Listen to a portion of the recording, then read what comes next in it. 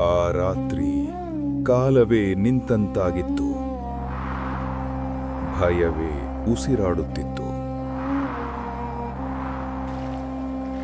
ಆ ರಾತ್ರಿಯು ಸಾಮಾನ್ಯ ರಾತ್ರಿಯಾಗಿರಲಿಲ್ಲ. ಏನೋ ಪ್ರಾರಂಭವಾಗುತ್ತಿತ್ತು. ಆದರೆ ಅದು ಏನೆಂದು ಯಾರಿಗೂ ತಿಳಿದಿರಲಿಲ್ಲ.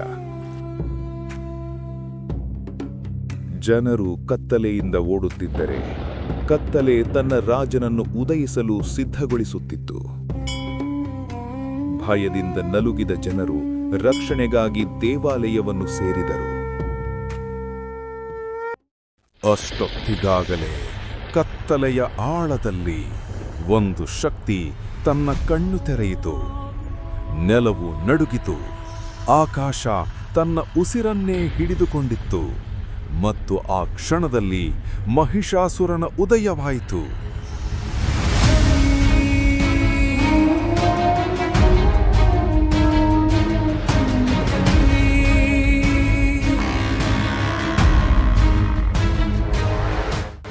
ಅವನು ಉದಯವಾದ ಕ್ಷಣದಿಂದಲೇ ಲೋಕದ ಶಾಂತಿ ತೂರಿಹೋಯಿತು.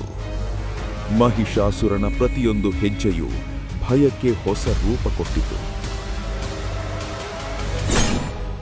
ಅವನ ಕ್ರೌರ್ಯ ಕತ್ತಲಿಗಿಂತಲೂ ಗಾಢವಾಗಿತ್ತು. ಭೂಮಿಯ ಮೇಲಿರುವ ಪ್ರತಿಯೊಂದು ರಾಜ್ಯವೂ ಅವನ ಕೋಪಕ್ಕೆ ಬಲಿಯಾದವು. ಅವನು ಸಾಗಿದಂತೆ ಕತ್ತಲೆಯ ಜಾಡ ಮಾತ್ರ ಉಳಿಯಿತು. ಮಹಿಷಾಸುರ ಭೂಮಿಯ ಮೇಲಿನ ಪ್ರಳಯನಾಗಿದ್ದ. ಭೂಮಿಯೆಲ್ಲ ಕುಸಿದಾಗ ಅವನ ಹೆಜ್ಜೆಗಳು ಸ್ವರ್ಗದತ್ತ ತಿರುಗಿದವು. ಮಹಿಷಾಸುರನ ಕ್ರೌರ್ಯ ಈಗ ದೇವಲೋಕವನ್ನೇ ಮುಟ್ಟಲು ಹೊರಟಿತ್ತು. ಅವನು ದೇವಲೋಕದ ದ್ವಾರ ತಲುಪಿದಾಗ ಆಕಾಶವೇ ಆಳವಾದ ಮೌನಕ್ಕೆ ಜಾರಿತು. ಮಹಿಷಾಸುರನ ಕಾಲಿನ ಶಬ್ದಕ್ಕೆ ಸ್ವರ್ಗವೇ ಹೆದರಿದಂತೆ ಕಾಣಿಸಿತು.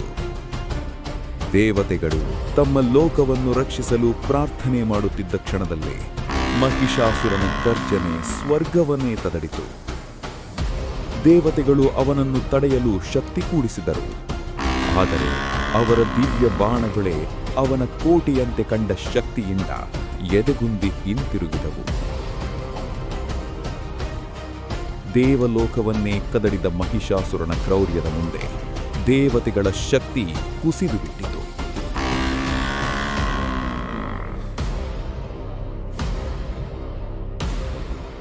ಅವರ ಹೃದಯದಲ್ಲಿ ಉಳಿದಿದ್ದ ಕೇವಲ ಒಂದು ಆಶೆ. ತ್ರಿಮೂರ್ತಿಗಳು. ತ್ರಿಮೂರ್ತಿಗಳು ಸೇರಿದರು. ಒಂದು ಮಾತಿನಲ್ಲಿ ಅವರರಿತುಕೊಂಡರು. ಮಹಿಷಾಸುರನನ್ನು ತಡೆಯಲು ಹೊಸ ಶಕ್ತಿ ಬೇಕು. ಬೆಳಕಿನ ಮೂರು ಮೂಲಗಳು ಒಂದೇ ಜೀವಂತ ಜ್ವಾಲೆ ಕಡೆಗೆ ಹರಿದವು. ಅವು ಒಂದಾಗುವಾಗ ಮೂಡಿದ ಪ್ರಭೆ ಪ್ರಪಂಚಕ್ಕೂ ಮೀರಿದಂತಿತ್ತು. ಅಲ್ಲಿ ಒಂದು ಹೊಸ ದೈವಿಕ ಶಕ್ತಿ ರೂಪುಗೊಂಡಿತು. ಒಂದಾದ ಶಕ್ತಿಯೊಳಗೆ ಒಂದು ದೈವಿಕ ಕಿರಣ ಕಂಪಿಸುತ್ತಿತ್ತು. ಆ ಕಿರಣದೊಳಗೆ ರೌದ್ರವು ಶಾಂತಿಯು ಮಿಶ್ರಣವಾಗಿ ಒಂದು ಹೊಸ ರೂಪ ಎದ್ದಿತು. ಅದೇ ದುರ್ಗಾದೇವಿಯ ರೂಪ. ದೇವಿಯ ರೌದ್ರ ರೂಪ ಈಗ ಪೂರ್ಣವಾಗಿ ಪ್ರತ್ಯಕ್ಷವಾಗಿತ್ತು. ಕಪ್ಪು ಮಣಿಯಂತೆ ಕಂಗೊಳಿಸುವ ಅವಳ ತ್ವಚೆ, ತೇಜಸ್ಸಿನಿಂದ ಹೊಳೆಯುತ್ತಿದ್ದ ಅವಳ ದಿವ್ಯ ರೂಪ. ದೇವಿಯ ಕಿರಣಕ್ಕೆ ಉತ್ತರವಾಗಿ ಅವಳ ಸಿಂಹ ಗರ್ಜಿಸಿ ಪ್ರತ್ಯಕ್ಷವಾಯಿತು.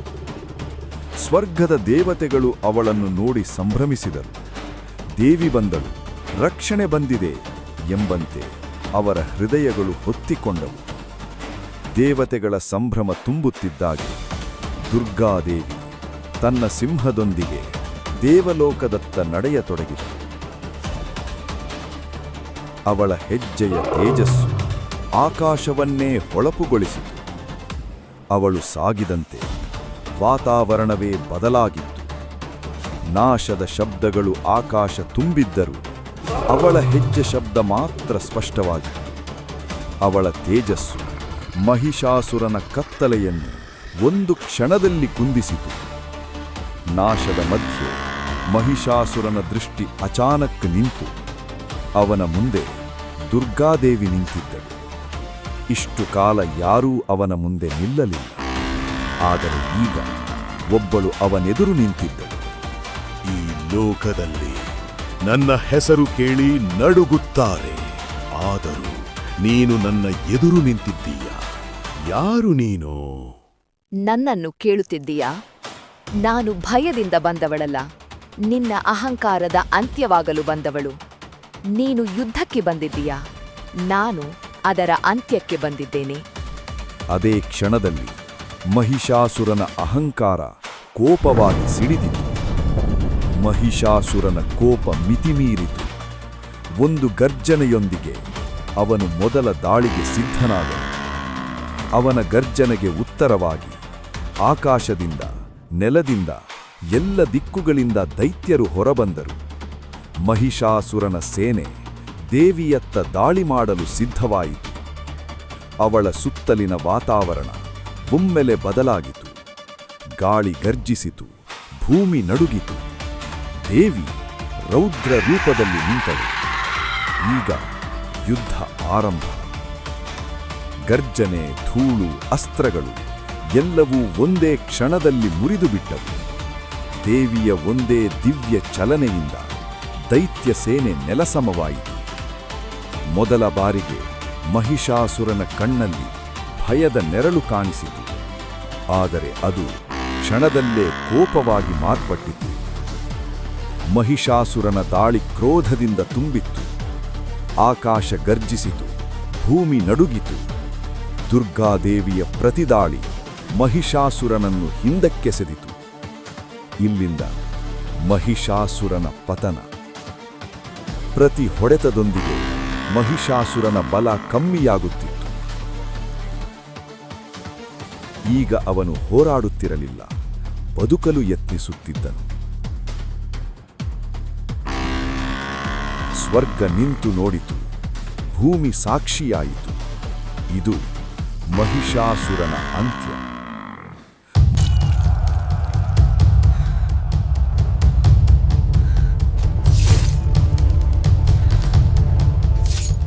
ಮಹಿಷಾಸುರನ ಅಂತ್ಯದ ನಂತರ ಸ್ವರ್ಗ ನಿಶ್ಚಲವಾಯಿತು. ದೇವತೆಗಳು ಆಕಾಶದಿಂದ ಪುಷ್ಪವೃಷ್ಟಿ ಮಾಡಿದರು. ಧರ್ಮ ಮತ್ತೆ ಜಯಿಸಿತು.